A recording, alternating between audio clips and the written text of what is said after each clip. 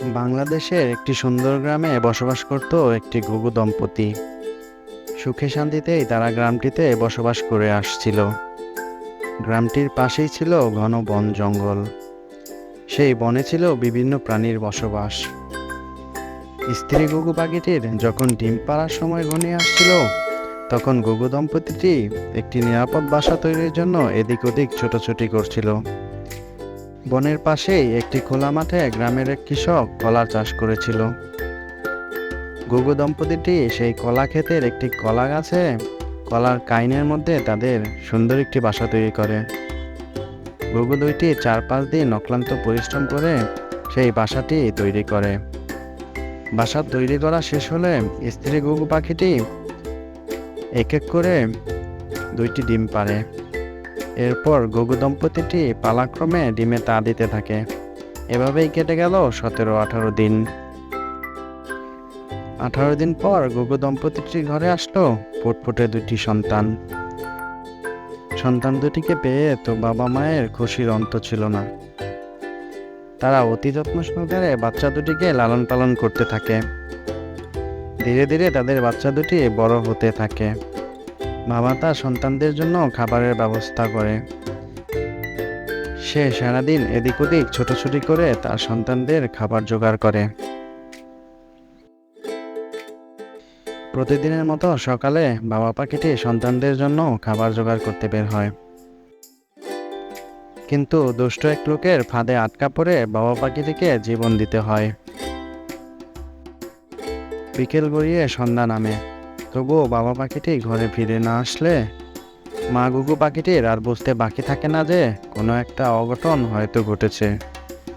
এরপর থেকে বাবাহারা ঘুঘু ছানা দুটিকে তাদের মাই লালন পালন করে আসছিল। বাবা হারানোর 7 দিন পর ঘটে গেল আরেক হৃদয় বিদারক ঘটনা। বনের ভেতর থেকে একটি বড় হাতি এসে কৃষকের বাগানটিকে তছনছ করে দিয়ে যায়। মা ঘুঘু পাখিটি নিজের জীবনের পরোয়া না করে সন্তানদের বাঁচানোর জন্য সব রকম চেষ্টা করে, কিন্তু হাতির তাণ্ডবে মা ঘুঘু পাখিটিও মারা যায়।